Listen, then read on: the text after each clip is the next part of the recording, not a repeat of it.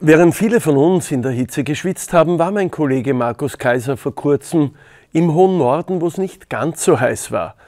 Der ÖAMTC Elektromobilitätsexperte hat vor einigen Wochen nämlich beim weltweit größten Elektroautotest in Norwegen teilgenommen.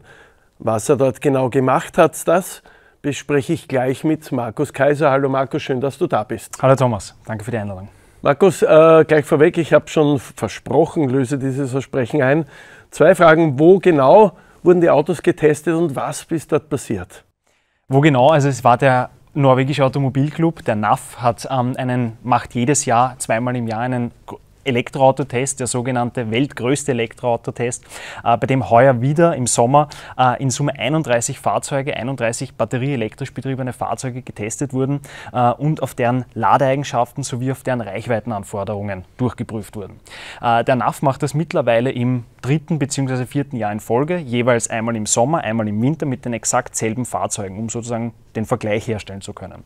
Der Test läuft grundsätzlich immer so ab, dass am ersten Tag, ist ein zweitägiger Test, am ersten Tag wird die Reichweite getestet. Das heißt, man fährt gemeinsam zu zweit in einem Testwagen eine bestimmte Strecke, ausgehend von Oslo in Richtung Trondheim, durch die norwegische Landschaft und misst im Endeffekt die Verbrauchswerte. Am zweiten Tag erfolgt dann ein Ladetest, bei dem die Elektrofahrzeuge alle an einer entsprechenden Schnellladestation auf deren Ladeeigenschaften durchgeprüft werden. Markus, du warst das erste Mal bei diesem Test dabei. Was sind denn die 3 Dinge, die du dir davon hauptsächlich mitgenommen hast?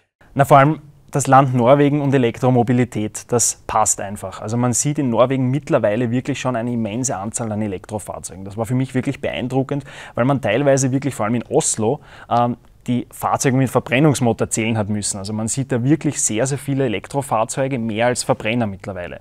Der zweite immense Punkt war das Thema Ladeinfrastruktur, wie gut diese Ladeinfrastruktur mittlerweile ausgebaut ist. Wir haben von ersten Tag auf den zweiten Tag in einer kleinen Ortschaft, nenne ich es jetzt einmal, in einem kleinen Hotel übernachtet und ganz unscheinbar neben dem Hotel war ein riesengroßer Ladepark mit über 20 Schnellladestationen. Was immens war, was man sich, sage ich mal, für Österreich aktuell noch gar nicht so in dieser Größenordnung vorstellen kann. Und der dritte Punkt, der mir auch sehr zugesagt hat, war vor allem das Mindset und die Einstellung vieler Norwegerinnen und Norwegern gegenüber der Elektromobilität. Also die sehen das Thema wirklich schon für den Alltag, die sehen das gut brauchbar, da gibt es keine Probleme, die Ladeinfrastruktur ist gut ausgebaut, also eine sehr positive Einstellung dem Thema gegenüber.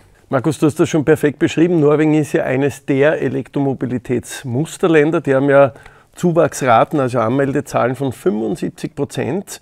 Wie ist es so weit gekommen? Ich nehme an, da gibt es noch viel mehr Punkte, die umgesetzt haben. Und was könnten denn einige Punkte sein, die man in Österreich vielleicht auch umsetzen könnte, um dieses Thema noch ein bisschen weiter auszurollen? Ja, wie du richtig sagst, Thomas, Norwegen ist halt das Musterland schlechthin. Da hat es am Anfang, vor allem vor einigen Jahren seitens der norwegischen Regierung, sehr viele Anreize gegeben. Einerseits in finanzieller Form, Ersparnis der Mehrwertsteuer, andererseits auch in Vorteilen im alltäglichen Straßenverkehr, zum Beispiel die Benutzung der Busspur, was natürlich vor allem in den Städten in der Rush Hour natürlich ein immenser Vorteil war. Das hat jetzt mittlerweile ein bisschen nachgelassen, beziehungsweise denkt auch die norwegische Regierung nach, eventuell manche Bevorzugungen noch fallen zu lassen. Aber dennoch, bei Zulassungszahlen über 75% und dieser Durchsetzungsrate ist das ein wahnsinniger Zulauf. Und man merkt es auch im Endeffekt bei den ganzen Herstellern aus, ich sage jetzt mal, asiatischen Ländern, die man bei uns maximal aus Prospekten kennt oder Pressemitteilungen, BYD, NIO, XPeng. Die gibt es dort alle schon, diese Fahrzeuge, die fahren im Straßenverkehr, die werden dort gelauncht von den Automobilherstellern, um einmal Fuß zu fassen und das ist halt wirklich sehr interessant. Spannende Informationen, danke für deinen Bericht aus Norwegen, Markus. Und wenn Sie weitere Informationen zum Thema Elektromobilität suchen, diese finden Sie wie immer bei uns auf der Homepage.